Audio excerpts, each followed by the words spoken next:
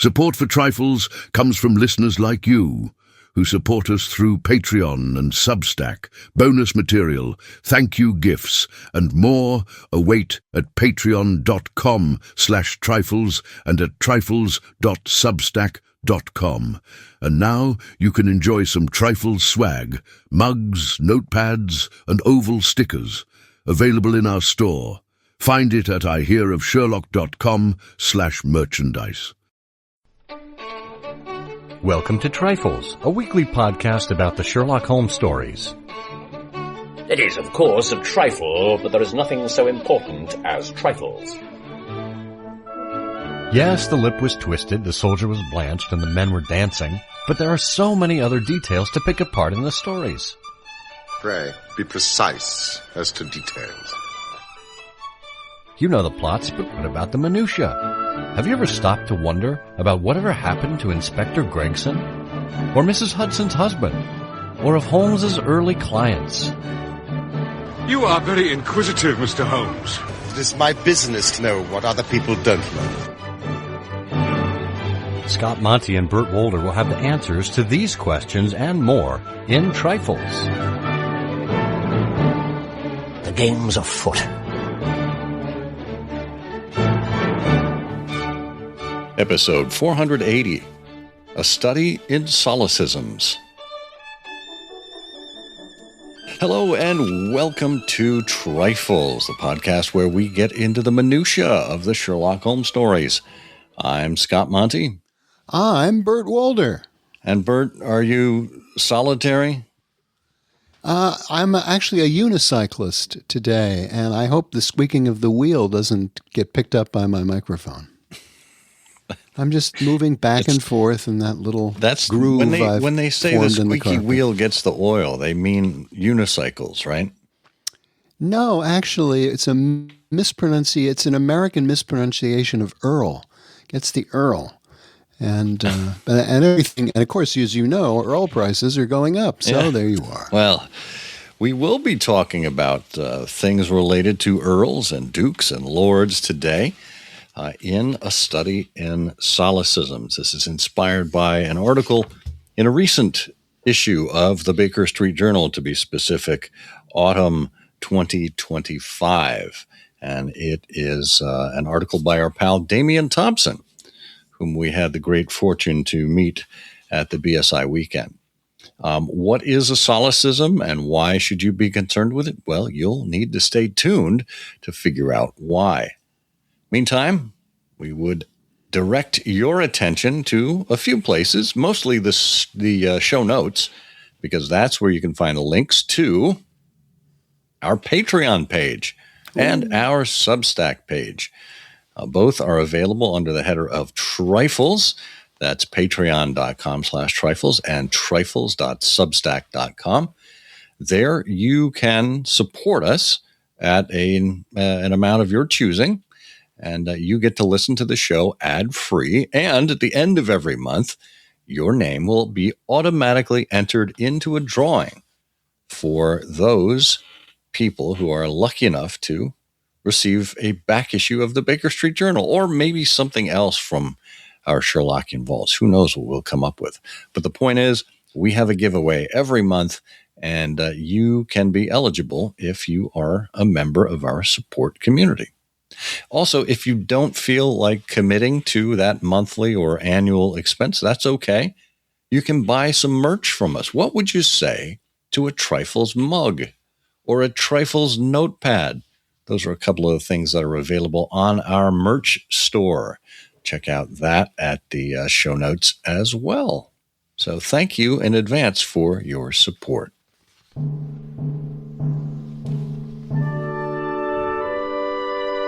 Okay, Bert, we are going to be studying solecisms.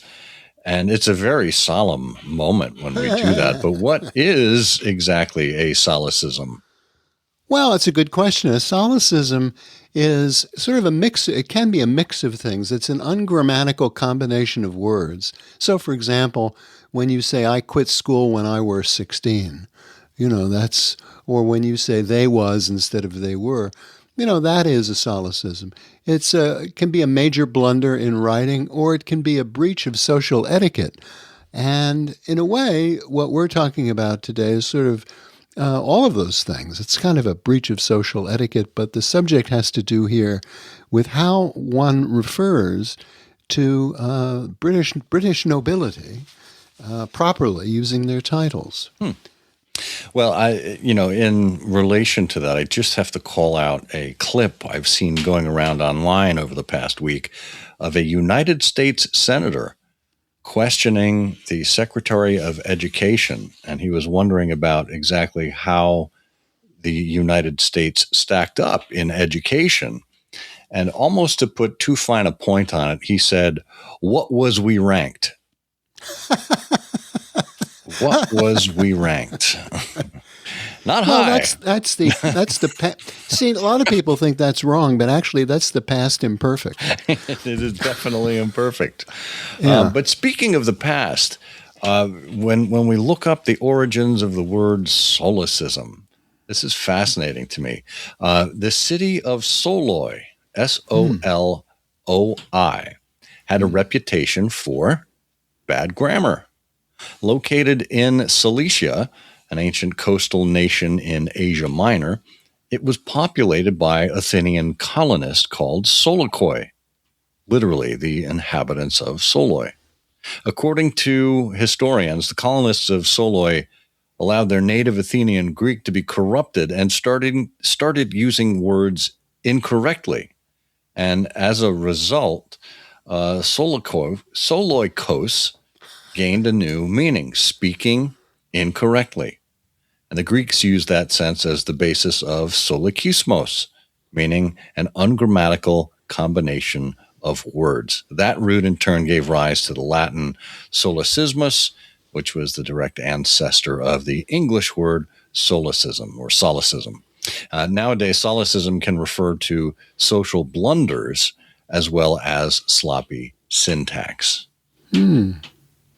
Well, that's fascinating. I had no idea. I mean, part of that sounds very fanciful. I always thought that the Solikoi were another one of these Native American groups that have been mistreated over the years, but apparently not.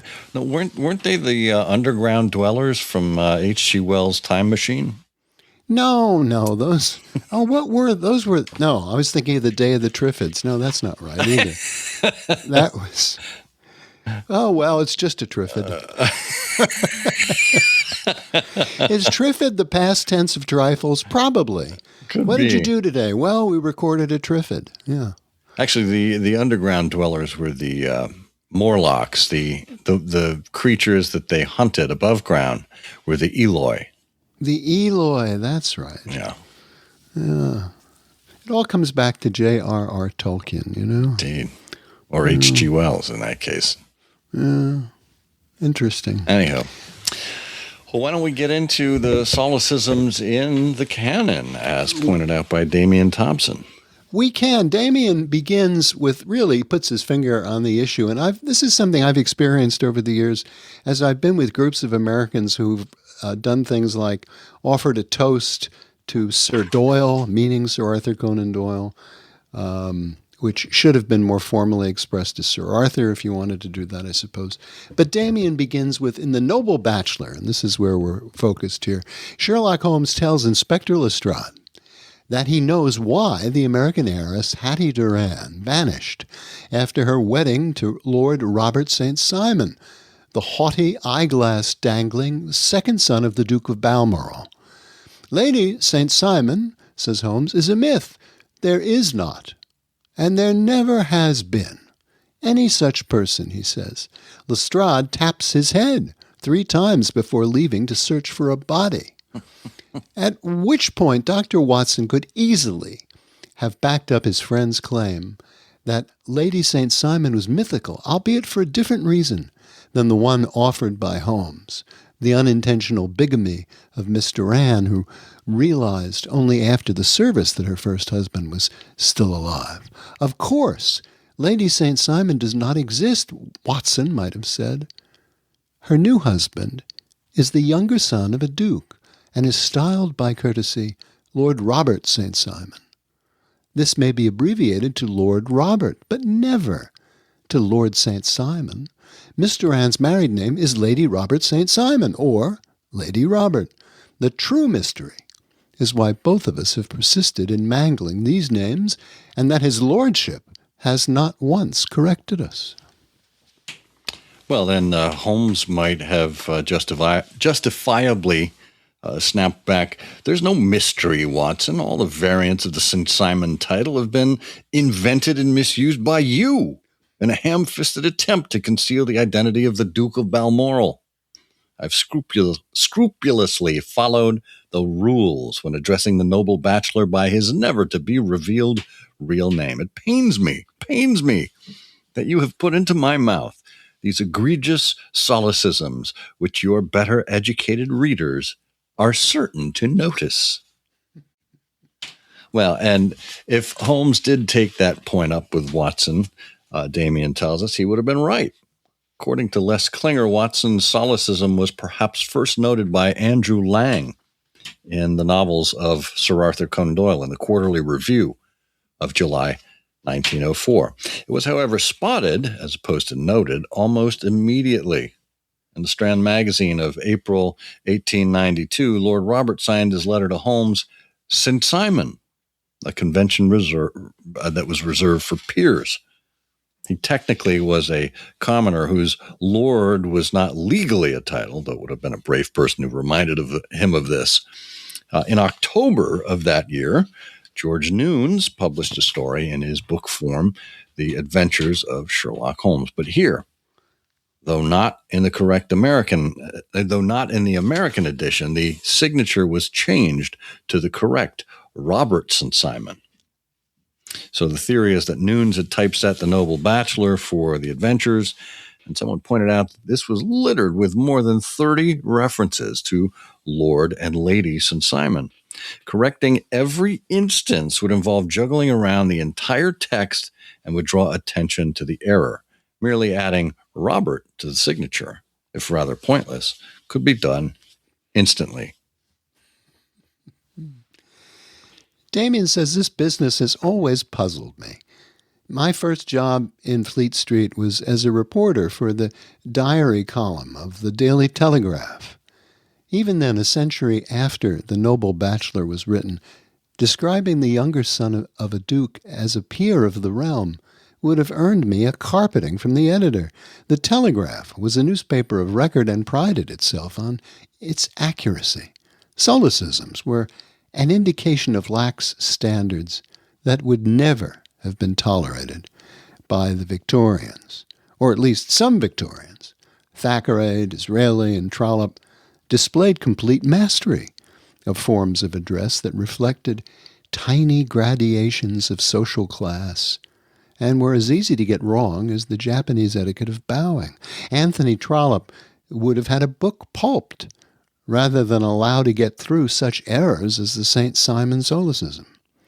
Also, none of his characters would have greeted a member of a noble family as Lord St. Simon on first meeting, as Holmes does, even if that were his correct title.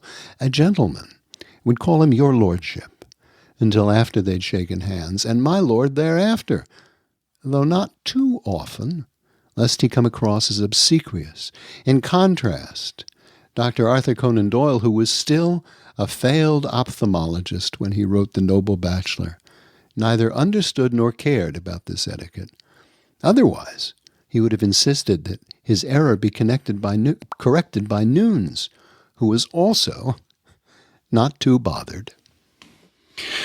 And Damien continues, he notes that by the time that Conan Doyle resurrected Holmes in 1903, he, that is Conan Doyle, had been knighted and elected to the Athenaeum in Pall Mall, which was the palatial club for writers, artists, and scientists.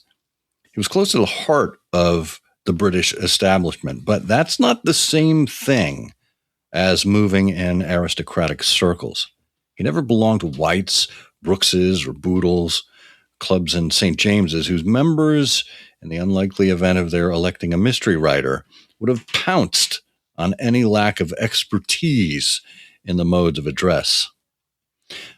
Although no stories in The Return display such ignorance as the noble bachelor, smaller problems arise in two of them. The Priory School. Aha, this is where Holmes searches for the 10-year-old heir, of course, of the Duke of Holderness, who's known as Lord Salter. Well, when Holmes reads out the Duke's titles, there's a barony of Beverley and an earldom of Carston, but no marquisate of Salter. That is only a minor slip-up by Conan Doyle, who can be absolved of mistakenly spelling out 6th Duke in editions of the Return.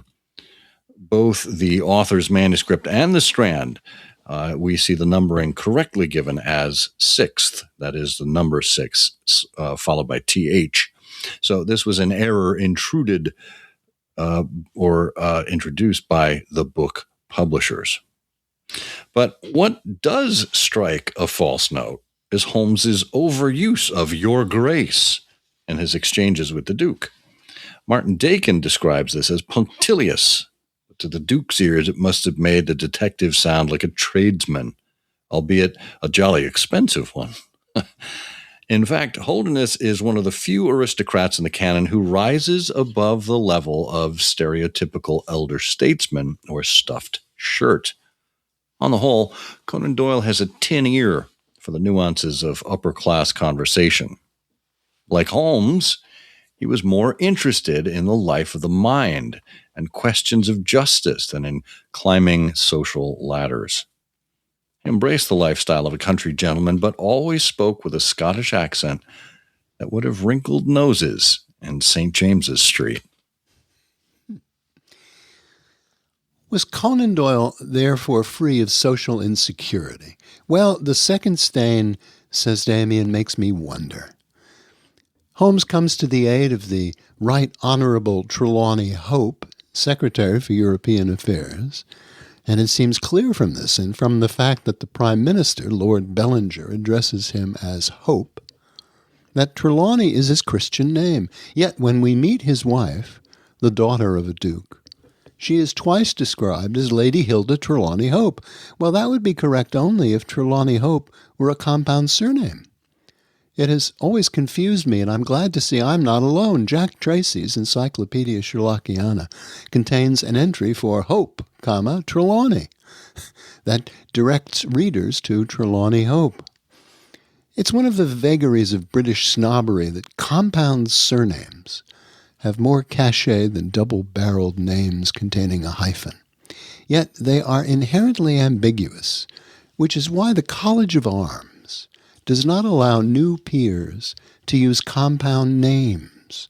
For example, instructing Andrew Lloyd Webber to hyphenate his title as Lord Lloyd Webber. The reasoning, which did not impress the composer, was that he might be confused with the younger son of a duke, Marquess, or Earl. At this point, says Damien, I can imagine the BSJ's American readers rolling their eyes, and I can't say I blame them. Well, no such confusion arises with new knights, but the official London Gazette nonetheless lists them by their original surname, and not by one that surreptitiously turns a Christian name into the first half of a compound surname. And that is why, when a world-famous writer baptized with the names Arthur Ignatius Conan was knighted in 1902, the Gazette alphabetized his name under D. In other words, Conan Doyle was a self-devised courtesy style.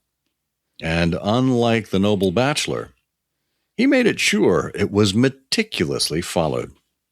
So perhaps he wasn't quite so uninterested in trifling conventions of modes of address after all. And that is where Damien leaves us. Well, I have to say, I was always a bit miffed when I would come across, usually in some online forum or whatnot, someone referring to Sherlock Holmes as Sir Sherlock.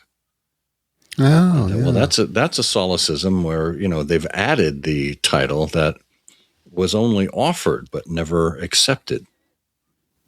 So of course, I can't imagine Holmes himself being willing to be referred to as Sir Sherlock by anyone. No. If he did, that would have to be stifled. And that's stifling. Would be trifling. Yes. It is, of course, a trifle, but there is nothing so important as trifles. Please join us again next week for another installment of Trifles.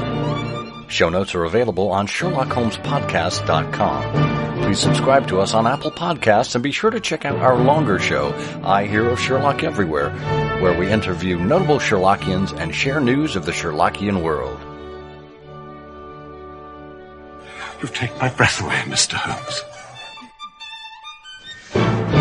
Did His Grace post the letter himself? His Grace is not in the habit of posting letters.